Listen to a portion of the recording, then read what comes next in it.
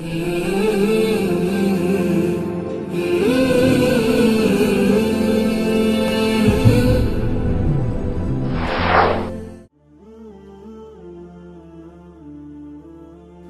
صرف اتنا نہیں ہے کہ امریکہ میں مسلمانوں کے مخالف صدر نے عہدہ سنبھالتے ہی انتقامی کارروائیاں شروع کر دی ہیں، بلکہ اس سے بڑا اور زیادہ گمبھیر بحران یہ ہے کہ مسلمانوں کے پاس مقابلہ کرنے کے لیے کوئی مشترکہ منصوبہ یا حکمت عملی موجود نہیں ہے۔ معروضی حالات اور نت نئے چیلنجوں کو سامنے رکھتے ہوئے ہماری سوچ و فکر کے خزانے کسی اجتہادی اور مؤثر پالیسی سے خالی ہیں۔ دیکھا جائے تو صرف ڈونلڈ ٹرمپ ہی نہیں بلکہ پوری مغربی دنیا مسلمانوں پر دہشت گرد ہونے کا جھوٹا الزام لگا رہی ہے، لیکن اس کو غلط ثابت کرنے کے لیے مسلمانوں کے پاس کوئی متفق کا بیانیہ نہیں ہے، بلکہ ان کے پاس فقط متفرق گروہوں کے متفرق خیالات ہیں۔ یقیناً آج کی مسلم دنیا کو بلا شبہ تاریخ کا یہ بہت بڑا چیلنج درپیش ہے، جہاں مسلمان ہونا بڑا عیب بنا کر رکھ دیا جا رہا ہے۔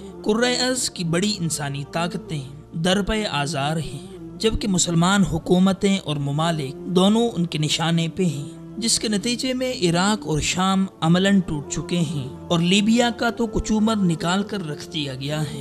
وہ حکومتیں جو امریکہ کی تابع محمل ہوا کرتی تھیں، بادشاہتیں ہوں یا آمریتیں، ناقابل اعتبار ٹھہرا دی گئی ہیں۔ اب کسی مسلمان ملک کے اندر جمہوریت کو بھی پنپتے دیکھنا امریکہ کو ناگوار گزر رہا ہے۔ یہی وجہ ہے کہ کئی ایک ملکوں اور معاشروں کے اندر انتشار اور خانہ جنگی کو ہوا دی جا رہی ہے،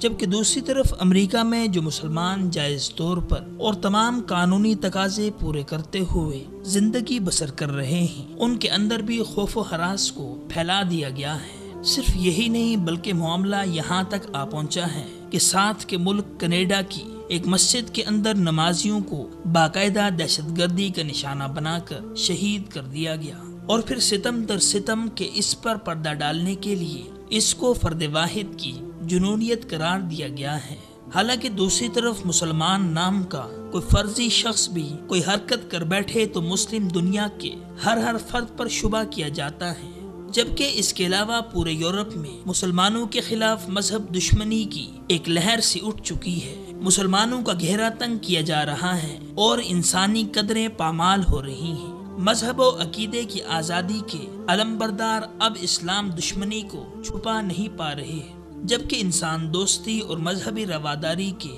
تمام دعوے، خیالات اور نظریے کتابوں میں بند کر کے رکھ دیے گئے ہیں، اور اسلام اور مسلمانوں کے ساتھ دشمنی کو امریکہ جیسے نام نہاد انسانی آزادیوں کے علمبردار اور خود کو مہذب ترین کہنے والے ملک کے اندر بھی ریاستی پالیسی کے طور پر فروغ دیا جا رہا ہے۔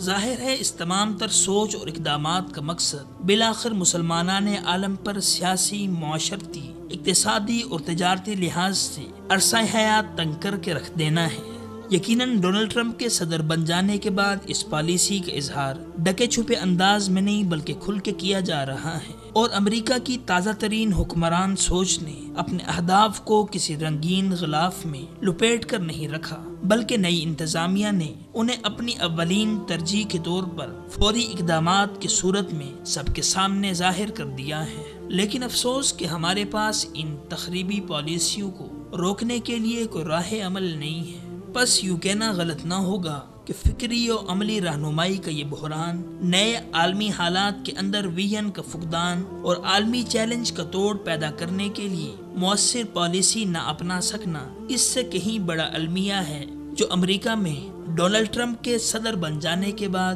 مسلمانوں کو درپیش ہے۔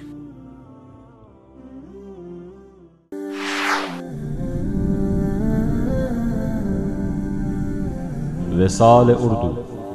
حق کا راہی